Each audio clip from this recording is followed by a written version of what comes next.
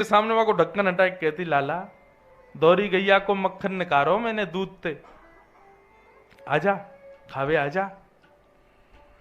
ठाकुर जी के सामने जाकर के ठाकुर जी को प्रलोभन दे रही है मक्खन को।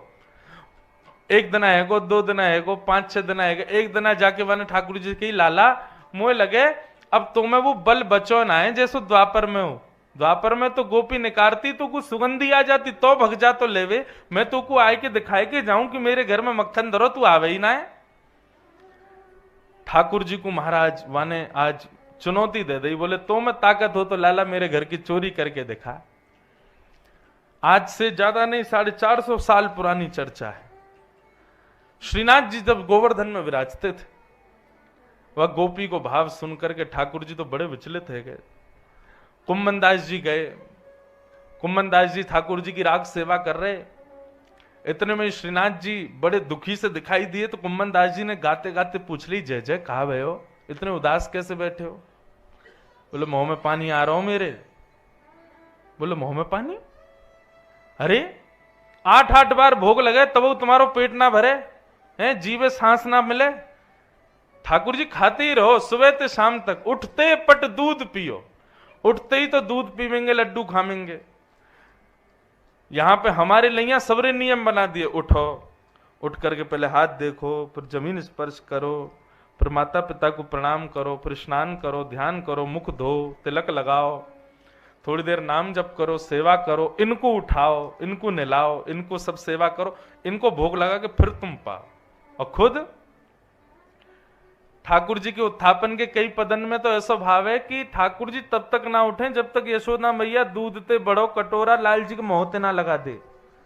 लाल जी को एक सिर उठावे, आंख अभी बंदे सो ही रहे, यशोदा मैया सिर ते ऐसे लाल जी को उठावेगी और ऐसे कटोरा मुख ते लगावे, एक घूंट जब मुख में चलो जाए तब लाल जी की आंख खुलने। बोले अच्छा मैया भो रह गई का? बोले हाँ लाला भो रह गई, उठ जा, ले लड्डू और खा ले।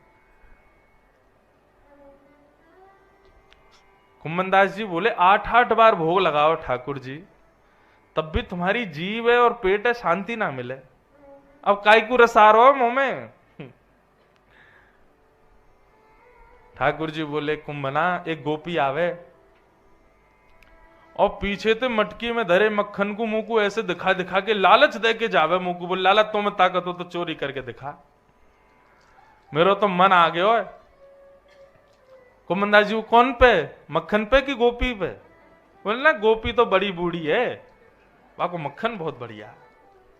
देखो भैया ये ब्रज की लीला है, यहां परब्रह्म नहीं है, यहां ईश्वर नहीं है, जगत नियंता नहीं है, यहां तो ऐसी ऐसी लीला है महाराज, ऐसे ऐसे पद हैं आप सुन ले तो सिर पकड़ के बैठ जाओ। बोले ये भगवान है? बोले हाँ ये भगवान है। इस बार हमारा मन है लाल जी की उत्सव होगा द्वारिका में, आप सब भी पधारो। विश्वनाथ, काशी विश्वनाथ जी की रज लेकर के जो जो आ सको, 11 से 17 जनवरी ठाकुर जी के उत्सव में द्वारिका। तो द्वारिका हम लोग हर साल उत्सव में रात्रि में बड़े बड़े गायकों को बुलाते हैं, बाहर से बड़े बड़े संगीतज्ञों को बुलाते हैं, खर्चा बहुत हो जाता है, आएंगे तो इस बार भी। लेकिन अब की बार हमने एक चीज और एक्स्ट्रा रखने का विचार है, हो कि नहीं हो वो लाल जी जाने। ठाकुर जी की जो ये लीला है ना, जैसे दान लीला, अब दान लीला का पद गवेगा और पद के संग संग लीला भी चलेगी। लाल जी बीच में विराजे रहेंगे सिंहासन पे, ये कोई भिंडला सखी बन जाएंगे, इनमें से कोई जो है का है नंदनी सखी बन जाएंगे, ये गोबर चोटी बैठी है यहाँ पे, ये सबरे सखी बनेंगे। हाँ हम लाल जी की ऐसी लीला कर चुके हैं एक बार अपने घर पे एक्सपेरिमेंट के रूप में।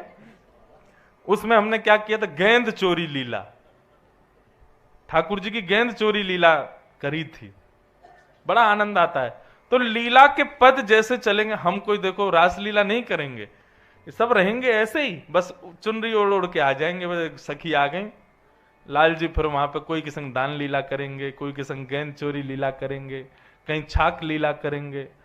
तो ऐसा मन है मेरा कि द्वारिका में रात्रि में 1 घंटा की एक लीला भी रखें। कोई श्रृंगार विंगार नहीं करेंगे, ऐसे ही ये लोग आएंगे, कोई सखा बन के, कोई सखी बन के, लाल जी बीच में रहेंगे। और पूरी लीला चलेगी वही भाव से। तो इस बार मन है कि ठाकुर जी की ऐसी लीला द्वारिका में 1 घंटा शाम को लीला भी हुआ करे कुछ पदों को, तो उससे क्या होगा, वैष्णवों को पदों का सुख भी प्राप्त होगा और लाल जी को तो सुख मिलेगा ही। और हमारा मुख्य उद्देश्य पता है क्या है, द्वारिकाधीश द्वारिका में बैठे बैठे विचलित हो जाएं, ब्रज की इतनी याद आवे, इतनी याद आवे कि कोई ना कोई ब्रजवासी तो 7 दिना में प्रत्यक्ष मिले ही जाए। बोले भैया मुझे बहुत याद आ रही है ब्रज की, तुम लोगों ने आके यही ब्रज प्रकट कर दियो है, बताओ मां दान लीला छाक लीला सब होएगी तो लाल जी को याद आवेगी ब्रज की, और ब्रज की स्मृति आवे, उनको सुख मिलेगा, वही करवे हम जा रहे हैं।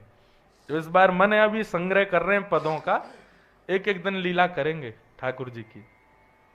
तो ठाकुर जी बोले मुंह को प्रलोभन दे के जावे मक्खन को, और मेरा तो बड़ो मन करे वाके घर जाके वाके मक्खन चुराई आऊं मैं। कुमनदास जी बोले द्वापर युग नहीं है ये, कल युग है, ऐसी मार घलेगी ठाकुर जी, सबरी ठकुराई रखी रह जाएगी आपकी। श्रीनाथ जी बोले ना है, मेरा तो मन कर रहा है, मैं तो जाऊंगा चोरी करवे। सखान को भाव का है बंधुओं, ये अष्ट सखा जो है ये ठाकुर जी की स्मृति तो पूरी करते हैं, जो उनके मन में आ जाए वो पूर्ण करना इनको काम है। कुमनदास जी बोले करनो कैसे है, बोले वो हम पे छोड़ दे, हम सब बता देंगे, योजना पूरी बनी भैया, बस एक साथी की जरूरत है, तू मिल गो मुंह को। कुमनदास जी बोले बड़ो बूढ़ो आदमी हूं भैया, मुंह पे चोरी फोरी ना हो। ठाकुर जी बोले तू मुंह पे छोड़ दे, बस फुर्ती रखी हो, सब करवा दूंगा मैं। कुमनदास जी बोले कैसे करना बताओ। बोले रात्रि में जैसी शयन आरती होए मंदिर की, शयन आरती के बाद गुसाई जी कपाट बंद करके चले जाएंगे, सोई पीछे की खिड़की पे आ जाइयो, और वह खिड़की से मैं उतर के तेरे कंधा पे बैठ के चल दूंगा। ठीक है। रात्रि में शयन आरती हुई, मंदिर बंद हो गया, गुसाई जी आदि परिकर सब चले गए मंदिर से, तब चुपचाप कुमनदास जी आए और आकर के मंदिर के पीछे जहां गर्भगृह है वहीं खिड़की के नीचे आके खड़े है गए। इतने में ही बंधु मैं तो कभी कभी चिंतन करता हूं इस लीला का, मेरे रोंगटे खड़े हो जाते हैं, कितने कितने प्रिय हैं लाल जी। खिड़की में से ठाकुर जी पधारे बाहर, मुकुट धारण किया है सिर पे। रात्रि में ठाकुर जी 2 माल पहनते हैं। अच्छा 2 माल का कितना सुंदर भाव, रात्रि में ठाकुर जी सारा श्रृंगार उतार देते, 2 माल पहन के सोते हैं। 2 माल को मतलब क्या है, किशोरी जी की दोनों भुजा ठाकुर जी के माने आलिंगन कर रखो है श्री जी ने, वाकु गले से लगा के फिर ठाकुर जी 2 माल के भाव से, ठाकुर जी के एक एक श्रृंगार के पीछे भाव। आज पीली पाग पहनी है तो या को मतलब सूरदास जी की याद आ रही है ठाकुर जी को। आज कौन सा रंग हो गया मैं भूल गो,